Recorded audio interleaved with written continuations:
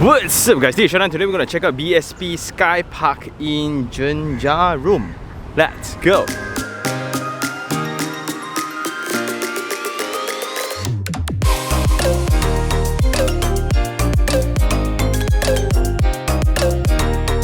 Hey guys, today we are going to check out something that is more value for money oriented, right? This is a location, especially for those who stays around Shah Alam and Subang Jaya back then, around maybe 7 to 8 years ago. There's this new product landed that took the entire market by storm because of its value for money. And this is the weird thing, that's when we thought that there's no more land. Maybe I say it's all going to be very expensive, right? Not really. This entire Bandar Saujana Putra area has always been that alternative for a lot of us who wants to have landed houses but still stays around Subang Jaya Shah Alam address. And when you look into the drone shot, it's beautiful. A lot of lakes, a lot of greeneries. And what changed the entire game, I still remember, will be that direct connection from ELITE highway. So there's now a direct left turn that goes in to Bandar Saujana Putra, and you can see right now there's a lot of infrastructure works that are ongoing. That means good things, right? And coming in from the highway, we will pass by McDonald's, some commercial area, fly under a bridge, then we come into this junction here, and this will be the main entrance of BSP Skypark. But right in front, these are single-story commercial lots. And when you think about the cost of land to really build single stories anything, it can be single story commercial lot, single story houses, right? It's only feasible when the cost of land is still rather affordable, and this was back then. Now I don't think so anymore, because now if you can see, a lot of people are actually going in BSP Village. There's a commercial center right across the street here, which we're going to check out later. One point to take note, that's ELITE highway. We are also in the middle of the flight path, so during this recording, right, there's been a lot of car noise and aeroplane noise. Aeroplane, 飛機聲. That sounds so weird. But anyway, let's go.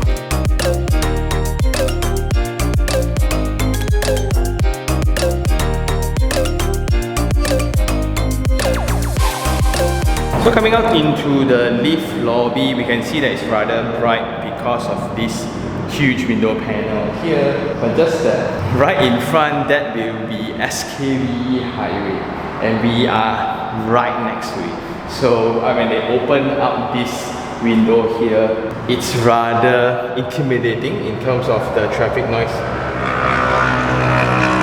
Yeah, hear that? Anyway, the width of the lift lobby is 3 meters. This is 2.7 meters in height. We have 2 lifts for one lobby, and there will be 2 towers for Skypark. So one, the longer one, this one is the shorter one, and the longer one, where there are 20 units per floor. And you can see that there will be 2 lift lobbies, and each lobby got 2 lifts. So in total, 4 lifts for 20 units all together. And you can see from end to end here is rather long. It's definitely longer than what we see in the opposite. So in terms of density, I think this will be more. And this is how they're going to optimize cost a little bit. Double loaded corridor. The design is actually a mirror on this side and a mirror on this side. So it's a very efficient layout. You don't have to design much. And the refuse is actually located at the same concealed lift lobby. So this will be the maintenance room. It's fully tiled up, that's nice, with its own window. This will be the pipings for maintenance and cleaning purposes. Yeah, but how I wish there will be a slope here to ease the movement of the trash can and all. Not very kasian the maintenance people. So coming out from the lift lobby, going into the corridor, right? So this is around 2 meters, 1.97 meters to be exact, and the height is around 2.67, around 2.7 only. And this will be the experience going about. Is rather dark, so it's highly dependent on artificial lightings. And immediately you will see the entire experience is based on cost approach. Means that they try to squeeze as many units as possible within one floor plate. This one is packing 20 units per floor plate. And what I don't like within this typology is you will have units directly facing each other.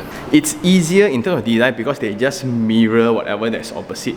So whenever you open the door, right? You will always see your neighbor, and the worst thing is when both open at the same time and you see each other like, hi. Those kind of awkward moments. Then going through the center, you will have a void space like this, and it's rather dark still, but this provides some source of ventilation for the internal rooms as well as the restrooms, along with the kitchen, also for you to place your aircon compressors around.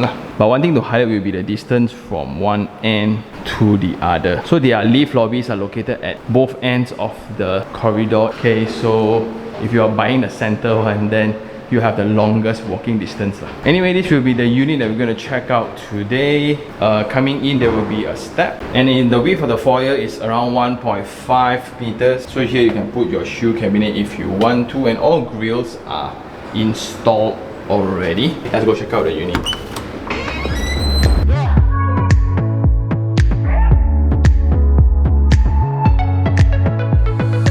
So we are now in this unit. I don't know what type it is, but in total it will be a 1004 square feet unit, and it consists of 3 bedroom, 2 bathroom, rather standard. And when you come into the unit, tucked at the side will be your kitchen space, a linear format. Then going through, you will have the dining, the living connected to the balcony. That's nice. A small little private corridor into the 3 bedrooms as well as the shared bathroom. So here at the end will be your principal bedroom connected to the bathroom. Again, 2 of these rooms gets the facade line, and this one gets the internal void line. So here will be rather dark, but let's go check it out. So coming straight into the unit, this is a standard door. It's a standard 7 by 3 feet kind of door, which is 2001 by 900. So the clearance is around 870 mm only. But once you come in, immediately you will have this very open feeling into the unit altogether. So that's nice. And tucked at the side, then this will be the kitchen, a linear one, and considering 1000 square feet, this is very big. From the kitchen edge to edge is going to be 2.8 meters. And at the corner here, this will be the location for your fridge. Well, this has absolute potential to extend the full cabinet, storage cabinet, right? Or a double door fridge altogether. That's nice. Anyway, then you will have the 5 feet wall tiles here, and I don't think this is done by the makeover guys, so it's done before. Either comes from the developer, I think, and it's arranged in the L format. So you have your hood and hob here by Electrolux top and bottom cabinets, a double basin, nice, I love it, and it's connected to a window that connects you to the void. So if I want to do wet cooking here, there's a possibility to kind of extend it out here. So this will be a small little corner here, but a rather tight one. How I wish that this wall is not around, or it could be hacked. I don't think so lah. This is going to be structural in this case. I wasted lah, so if this is nicely just cut in a little bit, right, and I can just use the sliding door, then this would be so ideal. But next to that, then this will be the location for your yard space, washing machine, and that will be the shared bathroom ventilation panel. As always, when we look in a cost-oriented project, right, the tile sizes will be slightly smaller, but the wall tiles are given way higher. So technically, it needs to be 5 feet. Usually that's the market norm, but this one they give extra, so that's great.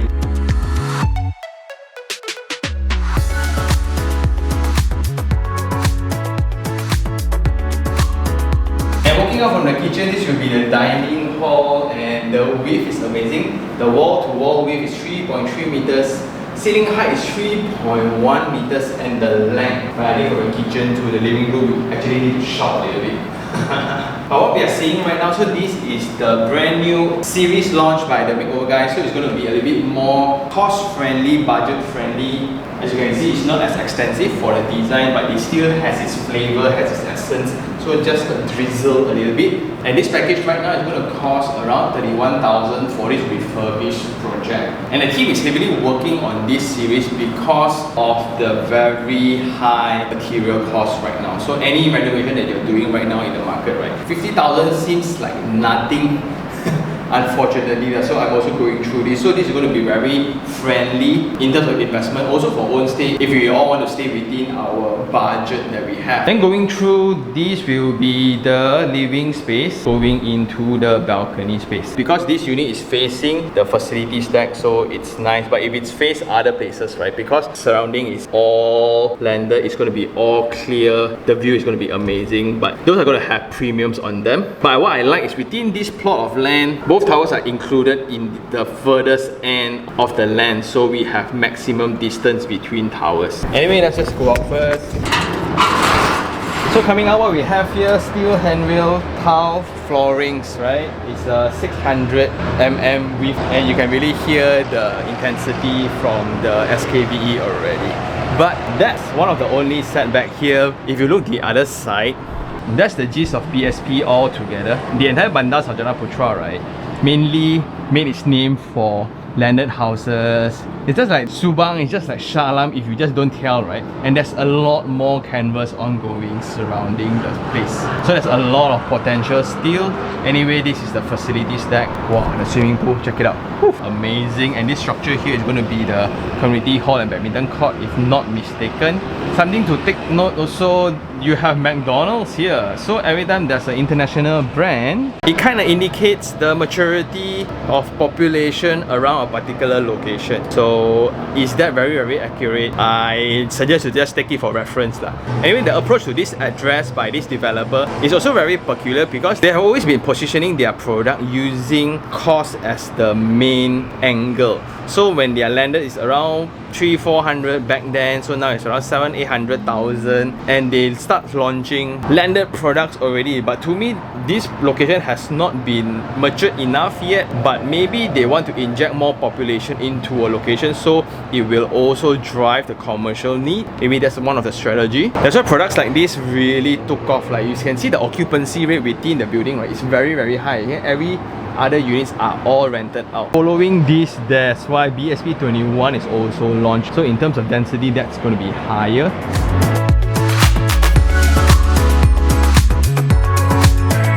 Anyway, for this leasehold project, the ongoing selling price is around 360 to 400,000 in the market if you go into property portals, and the rent for a fully furnished unit right now is going to be around 2,500 a month. If you are working around the proximity or you work around KLIA, right, this is going to be a very ideal situation because it's a very affordable alternative compared to what we have in Subang Jaya. And if you are into real estate like me, there's a lot of small roads that actually connects Bandar Rimbayu over to SKVE already. This is really close to Puchong. So Puchong is actually very big. So there's actually internal roads that are connecting BSP into Puchong itself. Can't wait for that to be a main road, and there's a lot of potential, but the problem is, can you wait that long? Anyway, going into the corridor, this is a 1.05 meters corridor connecting to 3 bedrooms, 1 shared bathroom here. So you can see the edge of the design. Anyway, this will be the shared bathroom. You will have basin by Noreen, WC by Noreen, no shower screen, full height wall tiles with the window. And then this will be the first bedroom connecting to the internal void. So the size of the room is 2.8 by 3.1 meters. Actually quite huge. So that's why you can put in a queen size bed. Still got a lot of space, including the wardrobe as well. The window panel is actually quite big, but just that the internal void space is dark. So I don't know, but I would actually suggest this layout as well. So if you use this room as the sleeping room, then you don't need that much of light. Then the workspace, if you're working from home, then you can put it in the second bedroom, where it's actually right opposite, and immediately, instantly you can feel the difference, right? Because of the daylight into the space. And this room is actually slightly smaller, 2.7 meters by 2.8 meters. So this is actually way more ideal for a workspace if you are really negotiating between spaces lah.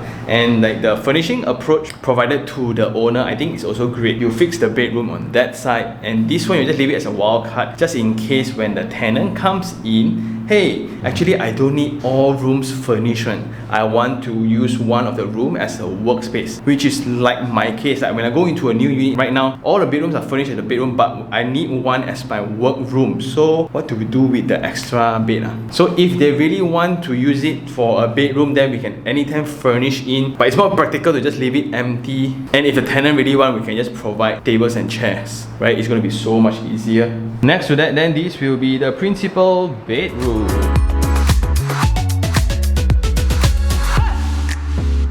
Okay, so the windows are actually identical and this will be the principal bath. I personally find this wardrobe space here a bit weird, but I think this is refurbished unit, means that the owner tried to do his own furnishing and he bought all the furniture really, but this is just for salvage lah, because this is not as ideal in terms of positioning. I would rather have more space, some decoration item in front of my bed. So the size of the bedroom is 3 meters by 4 meters, rather huge, and it's very bright because of the window size. And although this is the one facing each other, right, you still have sufficient daylighting, so that's very cool. Technically, if this wardrobe were not to be here, it was supposed to be here, and this is when you can see the position of the door then is not as ideal as well, because that takes up so much space for the wardrobe space. If this is not this size, then this would be a very nice circulation pathway, and that connects us into the principal bathroom.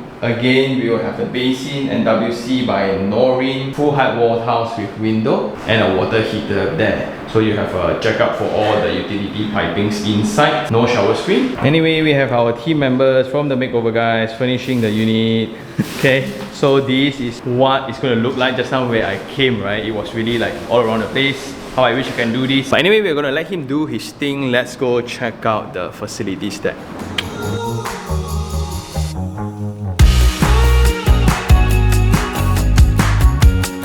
Okay, coming straight out from the lift lobby of the facilities deck, now we can see few things, but we can really hear the flight path very clearly. You can see it's very close. Anyway, these are the garden unit. This will be a small little playground, very nice. And these are going to be the unit with premiums because they have that extra balcony space, right, where they get to hang out. They also get direct access into the facilities deck. Just that the privacy measures using the hedge, right, wish it could have been a bit more lush, because on this side it's actually way wider. So it gives people that distance to stay away. And maybe since you are already within the facilities that you can just come out from the main lobby, do you seriously need direct access? Because with that direct access, right, it just compromises the privacy aspect of it. If without this access, suddenly this unit feels very comfortable.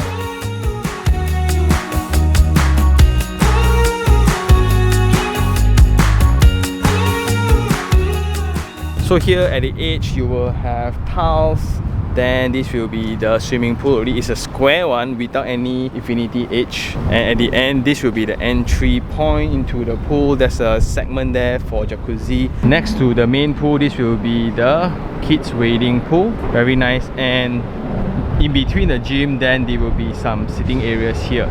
But what we can see, these are the swimwears, official swimwears allowed. And I just noticed something really weird. So you get these two units, right, with the green canopy.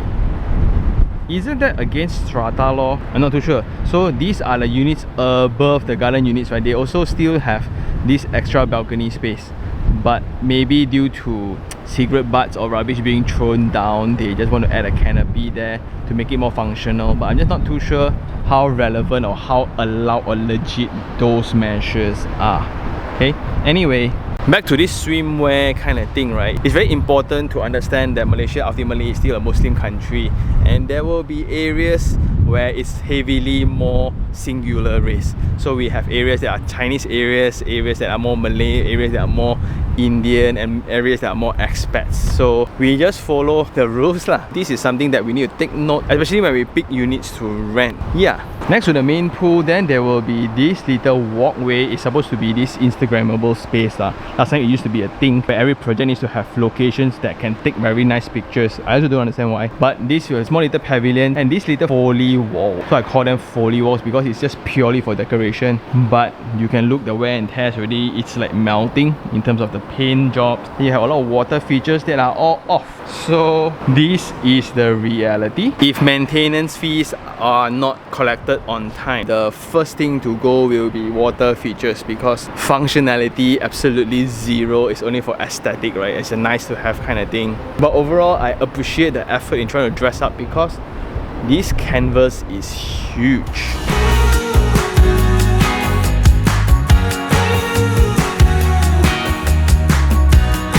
Well, not only at the two towers, we have units at the edge in front as well. These are units but lower density, but they get direct access via the facilities deck.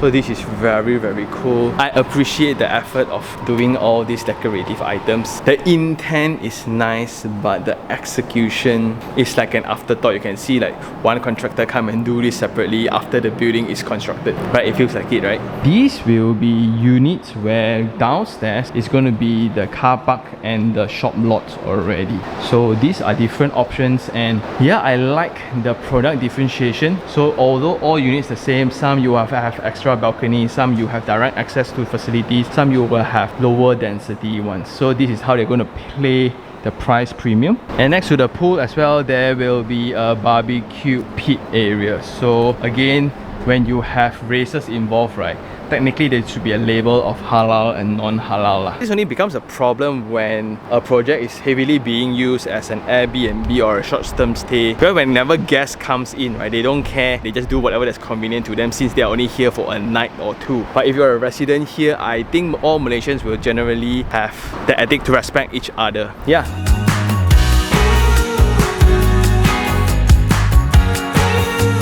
So right opposite all the open areas and the pool areas, there's this built-up structure here. And here you will have restaurants. Wow, okay. But now it's empty. Absolutely no one. And this will be the gym. Oh no, that's actually the maintenance office. So where's the gym? I think the gym is there. Well, too bad we cannot go into the gym because it's actually locked. Don't know why. Even with access card, we cannot go in. But anyway, we have all the play areas located at the fringe of the facilities. Then we have something very unique that we don't see, which is a washing area. I think that's due to the target audience of people staying here. Generally, there's a university here, I think it's called Masa, where this is the nearest, most affordable form of accommodation for them. That's why libraries and gyms, those kind of facilities are often used the most. But roughly from the outside here, the gym size seems rather huge. You will have 3 treadmills, 2 bicycle machine, 2 leg machines, then some weight machine, free weights area. But just now in the signboard just now, there are accidents where kids are actually trapped within the machines. Unfortunately, gym is not a playground, so they locked it lah. That's why when you have exploitation or people who misuse equipment, that creates inconvenience for everybody. Yeah. Anyway, let's go check out the car park and the surrounding commercial area. And now we are in the elevated car park. So these you have the conventional beams and columns design. That's why it's a little bit more intimidating and claustrophobic in terms of height. You will have cement screening. The height for this is 2.35 meters only. That's why after you park your car, it feels rather claustrophobic. But I think every unit comes with 2 car parks and it's connected via a ramp like this. So it's going to be one round all the way to the bottom But there's not many levels of car park because the land size is rather big for 689 units only. But one unfortunate reality about this project is the capital appreciation portion. So when you check back online, when it was selling, it was around 590 to 700,000. That's the launching price. I'm not too sure whether in terms of promotion and all this discount, right? I think net is around 500,000, but sub-sale, if you look at it right now, is still 400-ish only. So from an investment point of view, this is not that ideal. Even if you look into the rental price, it's 1,500 a month. Okay, so located right next to the highway, and that's something that we need to really observe, right? So if you're really into investment, right, the goal is not to get the cheapest property in the market, but to get locations where rental demand will be there, job opportunities is there, the capital appreciation is there. But if you come from a point of view that you're trying to hustle, you're trying to grind, you're trying to tie yourself, right, bootstrap into a business idea that you're working on, this kind of locations is ideal. Like 1,500, you stay here, keep yourself really low, you just eat around the corner, there's McDonald's or whatsoever, and you just hustle through, right? You save a lot of money, and if you really don't need to travel that much, you only go to Subang every now and then, very, very good. And I guess that's all for now. Let's go check out the shop lots below.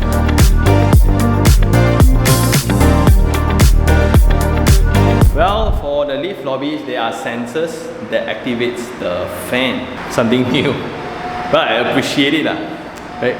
Anyway, we are now back outside the guardhouse, right? So that would be the main entrance for residents going in, and there are retails around the block. But besides Speed Smart 99, all are empty. You can see all are empty.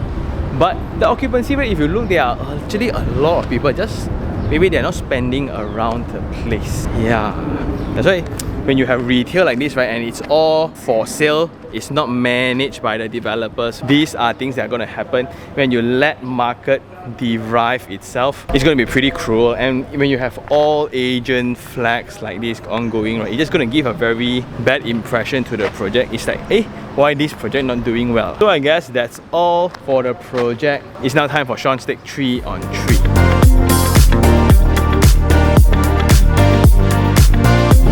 Anyway, coming out from the project, then we have the commercial area. This, they call it BSP Village, right? You will have 1, 2, 3, 4, 5, 6, I think like 7 to 8 rows of shops that consists of mamas, clinics, car service centers, econ safe, some pet store, and that's about it. It's still within that primary line of commercial services. There's no appointment basis services yet. And we are right now in front of BSP 21, which is one of their new projects. And if you look into the traffic, there are just trucks after trucks after trucks going in.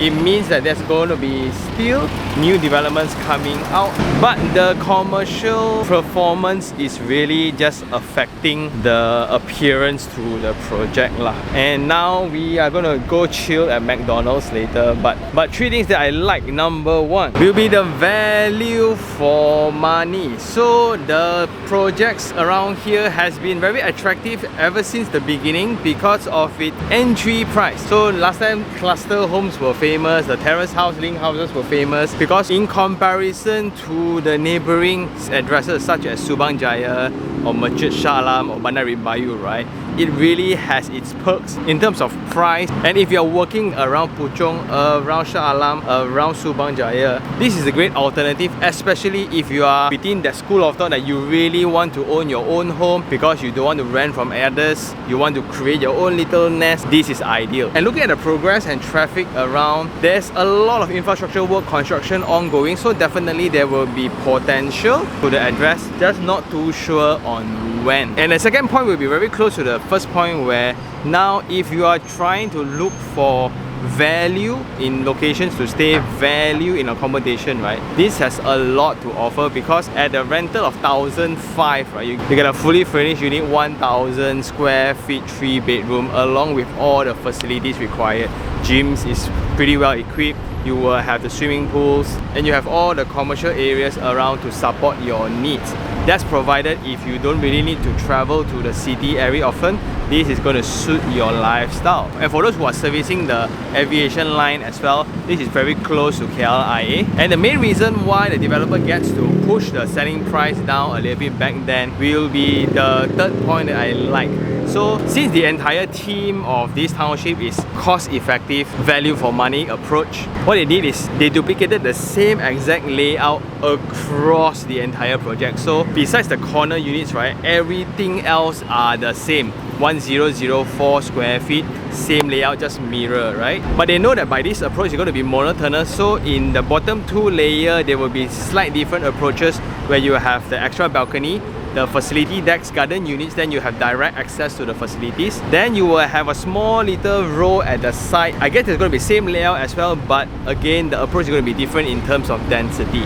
I also like that the distance between 2 towers are very far apart, so it won't compromise the daylight into the space, it won't compromise privacy. And to actually fund the project during the initial stage, I think the developers sold all the retail space around, thinking that the numbers of units and residents are going to support the commercial area, but unfortunately that's not the case. So let's now go to the 3 points I don't like.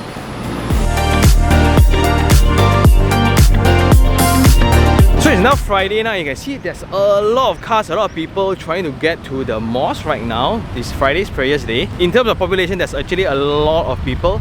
But the first thing I don't like will be the connection point into BSP as a location. Last time the access from Elite Highway is not established yet, right? It's even worse, but now fortunately there's a direct access, because that really just make or break a location, the access into it. And I seriously just look forward to the connection from this to Bandar Rimbayu and this to Puchong, because if you look from an aerial point of view, all of these locations are actually connected. But if that happens, right, suddenly, do I want to pay more for Bandar Rimbayu side, or do I want to just move over here, which is closer to my ideal budget?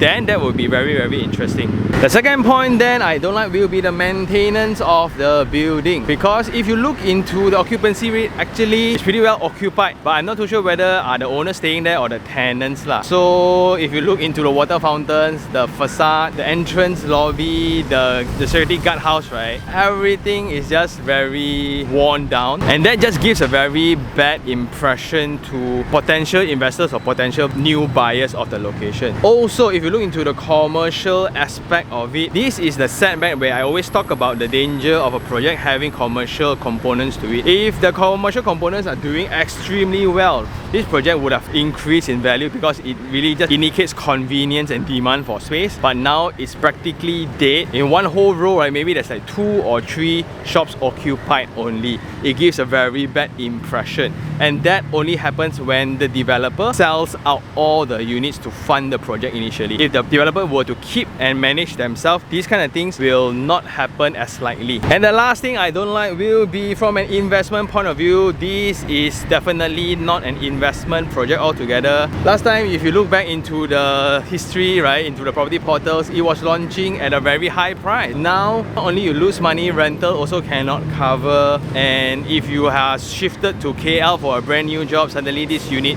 don't know what to do, right? But if you are buying this from an own stay point of view, you are very clear that you don't need to go to KL as often, then this is the ideal, but then you still lose money lah. Unfortunately, that's reality. The demand for space in this brand new location is just not there yet. So in brand new locations like this, I would seriously advise to just get landed first if you can afford. Because at this price range during the launch, right, it was around that range. But at that moment of time, during the high time of the entire real estate market, right, who knows, right? But I guess that's all for today. Shout out to the Makeover guys for letting us shoot the brand new theme, which is that budget series, to really accommodate the hard inflation that we are going through right now. And I guess that's all for today. If you really like this episode, like it, share, and even subscribe for more information like this. Until next time, this is Sean Tan. Ciao.